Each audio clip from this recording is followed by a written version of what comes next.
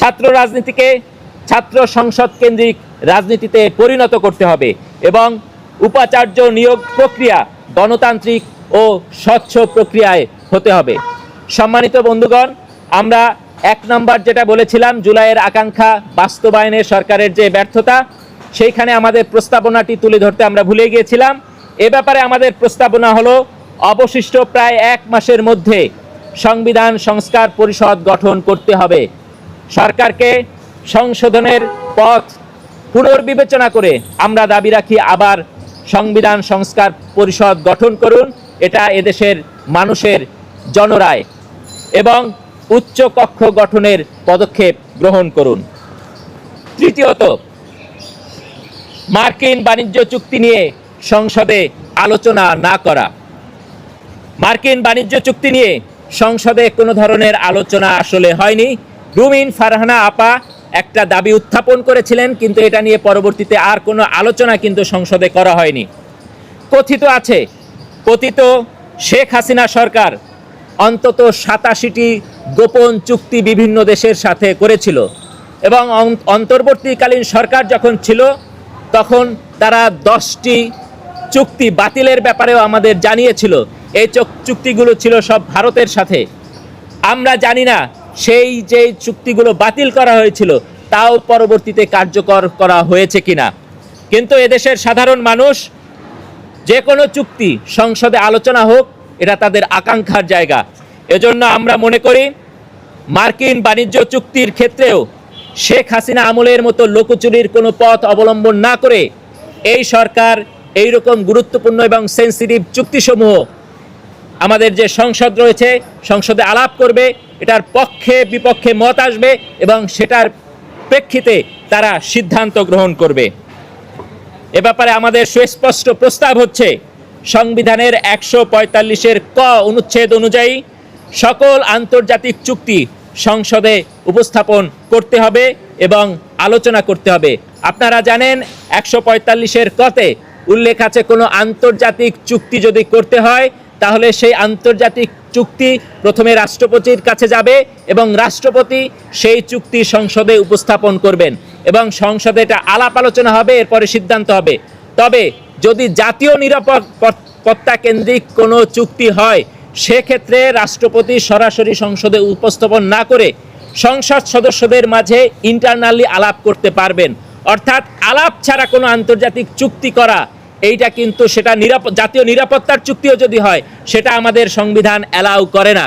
ফলে যেই মার্কিন বাণিজ্য চুক্তি হয়েছে সেটা যদিও অন্তর্বর্তীকালীন সরকারের আমলে হয়েছে, কিন্তু এই সরকার একটি নির্বাচিত সরকার হওয়ার কারণে তার উচিত ছিল এটি সংসদে আলাপ করা, কিন্তু সেটা আলাপ না করে তারা কার্যত সংবিধান লঙ্ঘনের পথেই হাঁটছে বলে আমরা মনে করছি।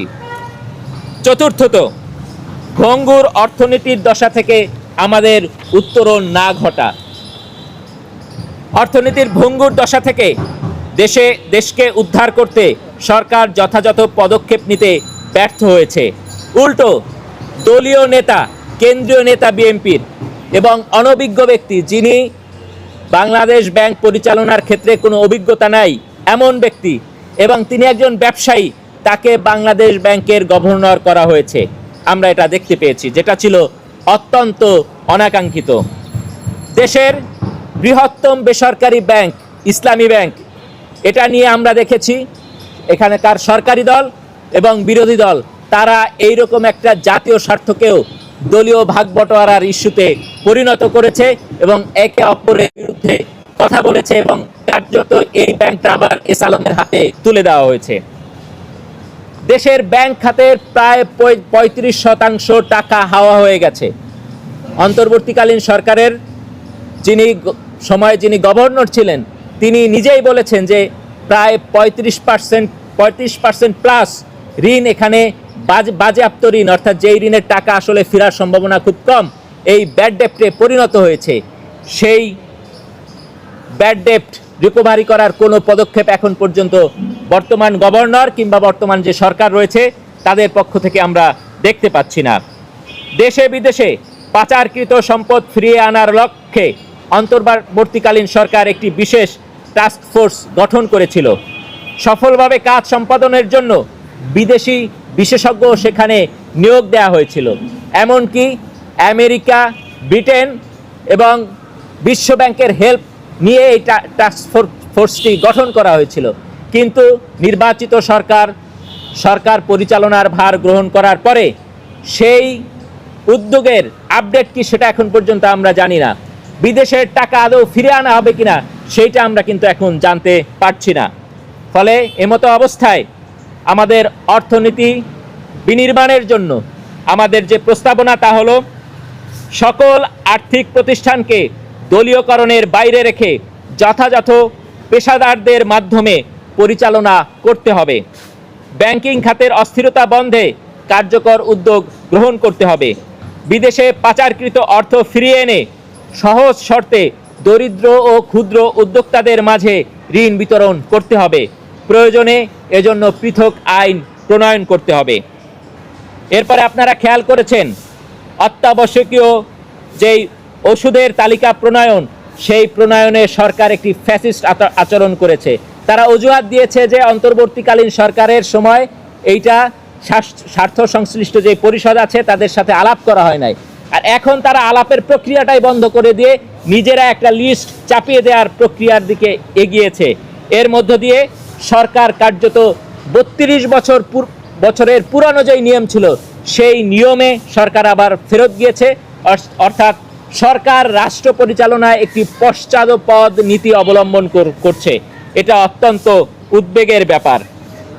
সম্মানিত সাংবাদিক ভাইরা ও দেশবাসী, আমরা আজকের এই সংবাদ সম্মেলনের মধ্য দিয়ে যেই ছয়টি বিশেষ ব্যর্থতার জায়গা তুলে ধরেছি এবং তার বিকল্প যে প্রস্তাবনা আমরা দিয়েছি সেই প্রস্তাবনা সরকার আমলে নেবে এবং এটা বাস্তবায়নের মধ্য দিয়ে আমাদের যে জাতীয় সংকট রয়েছে সেই সংকট থেকে আমরা উত্তরণ করে একটি সুখী, সমৃদ্ধ এবং বৈষম্যহীন বাংলাদেশ আমরা গড়ে তুলতে পারবো।